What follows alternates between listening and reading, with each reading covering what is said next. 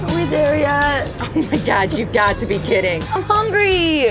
Oh, yeah, I could probably eat too. There's got to be some cool eatery around here. I don't know, I still have some tofu jerky. Like I said, there's got to be some cool eatery around here. All right, maybe we should go sit down somewhere.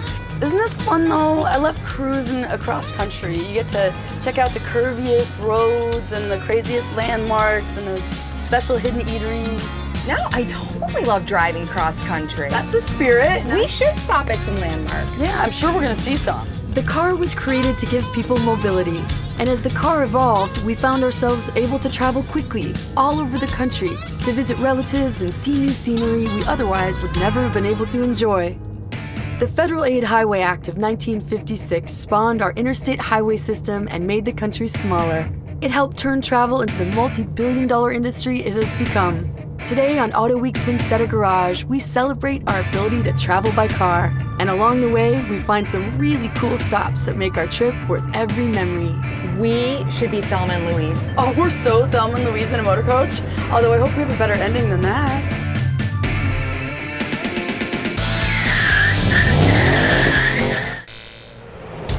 Traveling. Cars like this are made for traveling, for going cross country, seeing the sights. To me, it's so much more about the journey than the destination. I totally hear you. Hey, let's go conquer the tail of the dragon. What's the tail of the dragon? I heard about that. Yeah, it's that part of State Route 115 down in Tennessee, and I'm telling you, it has to be the coolest road in North America. What makes it so cool?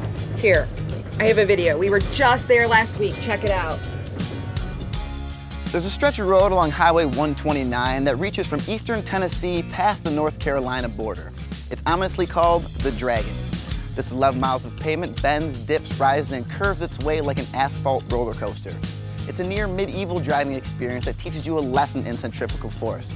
It is both as dangerous and as majestic as the mythological beast itself. This great American road beckons drivers from around the world to white-knuckle their way through a public road course that gets hearts beating faster than the 30-mile-per-hour speed limit. And what's the best ride to slay this beast? Well, any kind really, but we found that the Fiat 500 Micro Mini does the job just fine. The road got its name, the Dragon, by taking an aerial photo, turning it to where the north end is to the left, the south end is to the right, and looking at the view of the road, somebody said, hey, that kind of looks like a dragon. Tell us what makes the Dragon so special.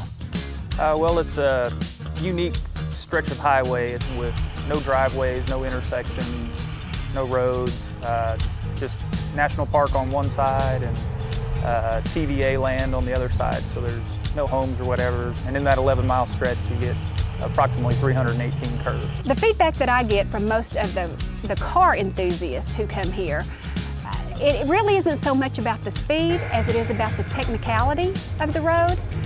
The road itself, it's not easy to navigate, whether you're on a motorcycle or a car. The tree of shame is where you don't want to end up at the end of the day.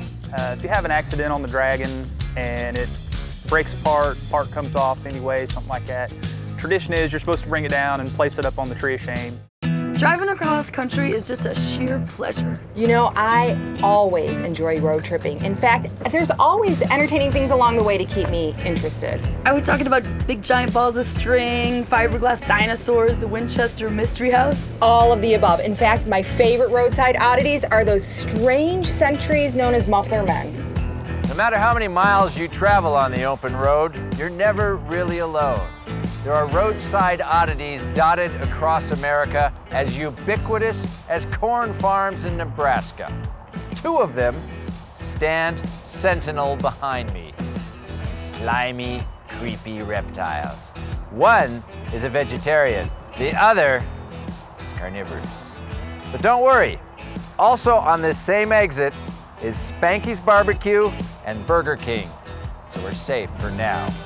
All along the highways, roadside oddities and attractions line the landscape. We pass them often, but few know the story of how these monolithic monuments came to be. Hey, I'm John Sauvé. I'm a sculptor from Detroit, Michigan. And what you're looking at behind me is my most recent sculpture located in Milford, Michigan, titled Mephisto. It's about a conversation. It's about having public art so people can have this very dialogue about what is art. A big part of this and it being here is because of those road trips when I was growing up, because we always looked for destinations, landmarks, things that you would recognize along the way. And then you know how much more time you had to get to the restaurant or to a relative's or to your grandmother's house. That's Chief Pontiac.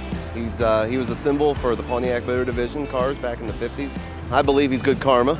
A lot of people in the city of Cincinnati know that it's a landmark. The arm used to wave, but back in the, I believe, early mid-60s when they widened the road, the city made sure the arm did not wave anymore for a possibility that it might break off and harm a vehicle driving by. He gets photographed probably about weekly.